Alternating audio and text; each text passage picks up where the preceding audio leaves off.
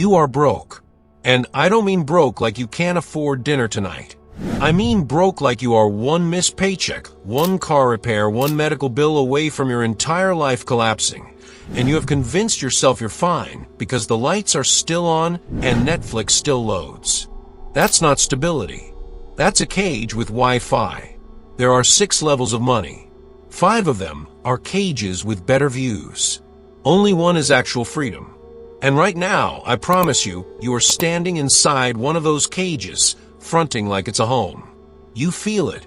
You feel it at 2 in the morning when you can't sleep. You felt it the last time you checked your account before swiping your card, praying under your breath. And you felt it again when you had to say no to something, a dinner, a trip, a gift, and make up a lie about why. That knot in your stomach. That tightness in your chest when the phone rings and you don't recognize the number. That's the cage. And here's the part that's gonna eat at you. The level you're in right now, it's not about your salary. It's not about your job. It's not about luck or the economy or your boss being a jerk. It's about one number. One single metric you have probably never calculated. How many months can you survive if every source of income stops right now? No borrowing, no selling your stuff, no moving back in with your parents. Just you, your savings, your assets, and the clock. If your answer is 0 to 1, you're in trouble and you already know it. If your answer is 1 to 3, you're comfortable. And that's worse. If your answer is 3 to 6, you stop climbing because the silence felt peaceful. If you don't know the answer, that's the realest answer of all. Because the people who are actually safe know the number. They can tell you to the dollar. The people in denial just looked away from a screen for a second. I've lived in 4 of these cages. The first one almost broke me in a way that doesn't fully heal. By the time you finish this video, you're gonna know exactly which cage you're standing in. And you're gonna be mad enough to start climbing. But first, I need you to see the bottom. Because you can't climb out of something you won't admit you're inside. Level 1. Your monthly expenses exceed your income. Or you've got less than 1 month saved. Or you have nothing, and one mistake starts a spiral you cannot stop. January. I'm 24. The cold cuts through my jacket like it's not there. I'm standing in a payday loan office wedged between a vape shop and a Pizza Hut that closed 6 months ago. Fluorescent buzz that makes your teeth ache. A woman behind bulletproof glass who's seen 1,000 versions of me. She doesn't even look up. I borrow $400 at an interest rate I do not calculate. Because if I calculated it, I couldn't walk out of that building. And I needed to walk out with something. 3 months later, that $400 cost me $2,100 in interest and fees. $2,100. For $400 of air. That's not a loan. That's the long con. And you're the mark. Now here's what level 1 does to your brain that nobody talks about. It doesn't just empty your wallet. It shrinks your time horizon until you literally cannot see past Friday. When you're one missed shift from catastrophe, you cannot invest in anything that takes 6 months to pay off. You cannot take a risk. You cannot say no to a bad boss, a predatory landlord, a family member bleeding you dry. Because you need the money now. Not next month. Now. That desperation takes every smart thought and crushes it into one question. How the hell do I survive today? The payday lenders. The 29% APR credit cards. The employers classifying you as a contractor so they can dodge benefits. They're not exploiting your poverty. They're exploiting the fact that your time horizon is so short you'll take the worst deal on the table because you cannot wait for a better one. Most people never escape. Not because they're stupid or lazy. Because they stop seeing the bars. Broke becomes identity instead of address. The thing that pulled me out wasn't a book or a mentor. It was anger. I got pissed off instead of ashamed. Shame makes you hide. Anger gets you up. Anger is the first tool in the damn toolbox. If you've ever stood in that office or swiped a card you knew would decline or lied about why you couldn't go out, type 1 in the comments. If you can't even type a number to strangers, you'll never face the number in your bank account. And if you don't face it, you stay here forever. Now, here's the thing about level 1 nobody warns you about. Climbing out of it is not the victory you think. The next level kills you slower, and that makes it 10 times more dangerous. Level 2. 1 to 3 months of expenses saved. Bills get paid, mostly on time. You're not choosing between food and electricity anymore. You're fine. And that right there is the trap. Level 2 is the most dangerous level on this entire ladder. Not because it's hard, because it's comfortable enough to stay in forever. And that comfort is a slow poison. I lived here from late 2018 until mid-2020. Earned $47,000 that first year. To someone trapped in level 1, 47 grand looks like wealth. I upgraded my apartment. Bought furniture not from a curb. Ate at restaurants where a human brought food to the table. I felt like I'd made it. At the end of that year, my net worth was negative $8,000. Negative $8,000. I confused making more money with being more secure. Security ain't about what you earn. It's about what you keep. I was keeping absolutely nothing. Fronting like I had money while building a house of cards. Millions live their entire adult lives in level 2. Lease cars they can't afford because the payment is monthly and the status is immediate. Buy houses with mortgages that stretch 30 years and call it an investment. Keep up with the Joneses on a Walmart budget. Die with a used Toyota, a rented apartment, and a retirement account that won't outlast them. Now, let me show you what this looks like at scale. Cornelius Vanderbilt, richest man in America when he died in 1877. Adjusted fortune, over $200 billion. More than the U.S. Treasury held at the time. Now picture Anderson Cooper. Yes, that Anderson Cooper, the CNN anchor. Vanderbilt's great-great-great-grandson. Net worth, $100 million. Impressive. Now look at what he inherited from the Vanderbilt fortune, zero. Not a dime. His mother, Gloria Vanderbilt, inherited $2.5 million from a trust established in the 1920s. When you adjust that against $200 billion at the peak, $2.5 million is not pocket change. It's a rounding error. It's what the family spent on landscaping. Vanderbilt's empire shrank to a trust fund trickle in 3 generations. Not stolen, not bad investments. Nobody built the architecture. They inherited the output, never the structure. And the structure is the only thing that lasts. Within 50 years of his death, not one Vanderbilt descendant was still wealthy. Mansions became museums. The name survived, the money didn't. If the richest man in American history couldn't keep his money alive for 3 generations without architecture, what makes you think you can? If you're in level 2 and you know it, type 2 in the comments. Type it. Own it. The climb out of level 2 starts the second you stop lying to yourself. Level 3. 3 to 6 months of expenses saved. No debt above 7%. You've started investing. If you lost your job tomorrow, you've got real runway. August 2020. Secondhand couch. Apartment still smells like the last tenant's cigarettes. That stale odor no amount of Febreze can kill. I open my banking app. For the first time in 3 years, the number on the screen doesn't make my chest tighten. 6 months of expenses. Just over $19,000. My air to breathe. For the first time in my adult life, I was not afraid. Not of my boss. Not of the car breaking down. Not of a random envelope in the mail.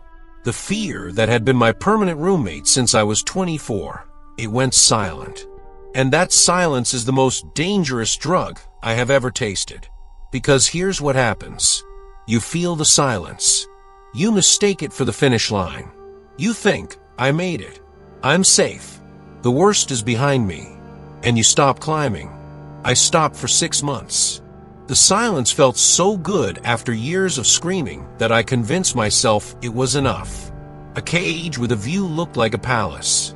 Then I found a statistic that rearranged my brain. 70% of wealthy families lose their wealth by the second generation, 90% by the third. Read that again. If wealth was just about money, those numbers are impossible. You take the principle, invest conservatively, live on returns, 5th grade math. So why do 70% fail? Here's the single most important sentence in this entire video. Wealth without structure is just a number with a countdown clock attached to it. The families that survive, the Rockefellers, the Rothschilds, they didn't survive because they were smarter investors. They survived because they built architecture, trusts, holding companies, legal entities designed to protect capital from taxes, litigation, and heirs. The 30% that survived didn't get luckier. They built better. And here's what most people miss. The architecture doesn't start at level 6. It starts at level 4. If you don't lay that first brick at the right moment, you'll spend your life earning money that dies the second you do. Level 4. Your assets produce income independent of your labor. 50,000 plus in appreciating or income-producing assets. Your money works, not as a concept, not as a line in a book, as a measurable, verifiable fact. I hit this in 2022, and the exact moment it clicked wasn't in a book. I'm in a conference room in Austin. Floor-to-ceiling windows. 6 of us around the table. Investors, operators, one attorney who hasn't smiled in 45 minutes. 8-figure real estate deal. Numbers moving back and forth. Then the guy next to me, mid-50s, watch that costs more than my first car. Voice so calm it's almost sleepy. Says something I will never forget. I haven't earned $1 in 11 years. Everything I have owns something else. And those things own things. I'm just the guy who signs. 11 years. No earned income. Just ownership, layered, compounding in the background like a machine nobody can see. That's the shift. Most people think wealth comes from earning. It doesn't. Wealth comes from owning. An earner trades time for money, and time is the one asset you never get back. Every hour you sell is an hour deleted from your life. An owner trades capital for assets. Those assets trade time for money on the owner's behalf while they sleep, eat, live. But the entire system you live in is designed to keep you earning, not owning. Schools teach you to be a good employee. Banks teach you to be a good borrower. Advertisers teach you to be a good spender. Nobody teaches you to be an owner. Not because it's complicated, because your dependence is someone else's business model. Here's the part nobody tells you about level 4. It requires you to become a different person. At level 3 and below, you can coast on being likable. At level 4, you build systems. Systems don't care if you're charming. They care if you show up at 5 a.m. on Tuesday when it's raining and you're exhausted and nobody will ever know whether you showed up or not, except the system. And the system keeps score. I lost friends here. Not because I got arrogant. Because I became unavailable. Every Friday night maintaining a friendship that doesn't elevate you is a Friday night you didn't spend building the asset that will eventually free you. That trade-off is cold, and it's the price of momentum. But level 4 has a shadow, because once your money starts working, you meet people who crossed this line long ago, and some will teach you things you cannot unlearn. Now let me take you to a dinner I had in late 2023, the kind where the waiter doesn't hand you a menu and the conversation changes how you see everything above this line. Level 5 is influence. Net worth exceeds $1 million in deployable assets. You don't need to work, you choose to. And you now have access to rooms, people, and information structurally unavailable to anyone below this threshold. I've watched a man make this transition. Sat across from him at dinners where he said things he would never say publicly. Let's call him Marcus. Marcus built a logistics company. Sold it in 2019 for just under $40 million. After taxes, about 28. 46 years old. Never had to work again. He told me the first year felt like dying and being reborn at the same time. Every relationship changed. His brother, the one he bailed out 3 times, started treating him differently. Like there was an invisible ledger between them now. Like every conversation had a second conversation happening underneath it. Then Marcus started getting invited to rooms he'd never entered before. Board seats, investor dinners, golf tournaments where the real business happened before the first tee. Deals never listed, never advertised, never available to anyone not already inside the room. At level 4, you own assets. At level 5, you own access. And access compounds in ways assets alone never can. The wealthy at this level don't trade public stocks. That's what level 3 does. They deploy capital into private placements, pre-IPO allocations, real estate syndications limited to accredited investors, debt instruments structured for exactly 99 participants, because at 100 the regulations change and the whole game shifts. This isn't illegal. It's standard procedure. And it works because the game at this level isn't about beating the market. It's about accessing a different market entirely. Level 1 plays checkers. Level 5 plays a game that doesn't have a name. Now the dark part. Marcus lost $2 million to a friend in 2021. A guy he'd known for 3 years. Golfed with him. Had dinner at his house. Met his kids. When the deal went sideways, that friend vanished, with $2 million in capital, buried in a legal structure so complex that chasing it would cost more than the loss. Marcus put his fork down at a restaurant where the chef just sends out whatever he feels like cooking. Looked at me and said, "The money didn't change me. The climb did." Somewhere around the 30 million mark, I looked in the mirror and realized I'd made choices my 25-year-old self would have called evil. I rationalized every single one, and now I can't undo any of it. Many who reach this level made choices their younger self would find unacceptable. They chose ambition over integrity at key moments. Looked the other way when looking directly at something would have cost them a deal. And somewhere around level 5, they realized the climb did something to them that the money cannot fix. The question that separates the rich from the powerful. What do you do when the money won't solve the problem you spent your whole life trying to solve? The answer, and I'm telling you this now so you don't learn it the hard way, is architecture. Because a fortune dies with you. A legacy doesn't. Level 6. You've built structures, trusts, holding companies, foundations, designed to preserve capital across generations. Your wealth is no longer personal. It's architectural. It survives you because it was never attached to you. John D. Rockefeller died in 1937. Net worth at peak, roughly $400 billion in today's money. Twice what Vanderbilt was worth. Here's what Rockefeller did that Vanderbilt never did. In 1934, 3 years before he died, Rockefeller created the Rockefeller Family Trust. Not a will, not instructions. A legal structure converting personal wealth into institutional architecture. The trust owns the assets, not the children, not the grandchildren. The trust. Family members are beneficiaries. They receive distributions. But they don't control the principal. They can't sell the assets. Can't split them in a divorce. Can't blow them on a yacht, a bad deal, or a generational feud. The architecture protects the wealth from the one thing that destroys every fortune: human nature. Picture the structure. A trust in Delaware owns a holding company in Wyoming. The holding company controls an LLC in Florida. The LLC holds the actual real estate, commercial properties, operating businesses. Meanwhile, a foundation in one jurisdiction funds a nonprofit in another. The nonprofit influences policy in a third. Connections buried across a dozen filing systems, visible only to the attorneys who designed it. This isn't conspiracy. This is standard estate planning for families above a certain net worth.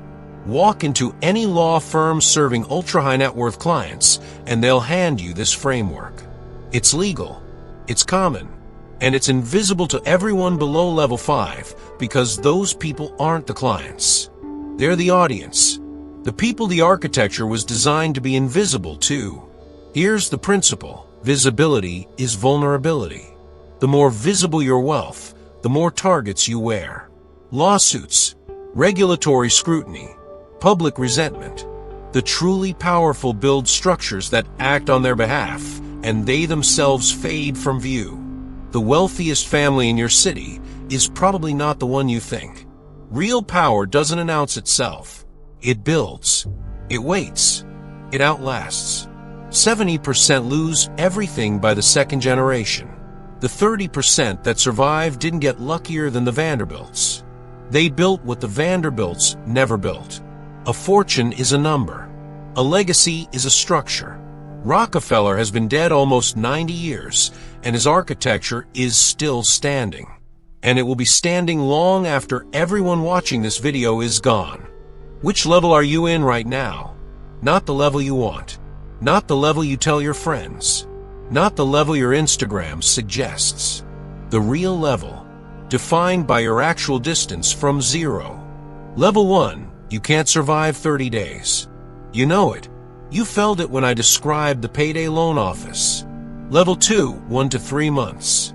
One emergency resets you to zero. You're comfortable. And that comfort is the most dangerous thing about you. Level 3, 3 to 6 months. You've got time. You're probably using it to convince yourself you've arrived. Level 4, your money works harder than you do. You own things that own things, but you're trading relationships for systems, and it's starting to show. Level 5, you answered no one. You've seen things you can't unsee. The climb changed you in ways you're still processing. Level 6, your wealth will survive your grandchildren's grandchildren. Most people who watch this will think about it for 30 seconds, feel uncomfortable, then swipe to the next video. That's most people. You came into this video thinking you were further along than you are. That's the nature of the cage.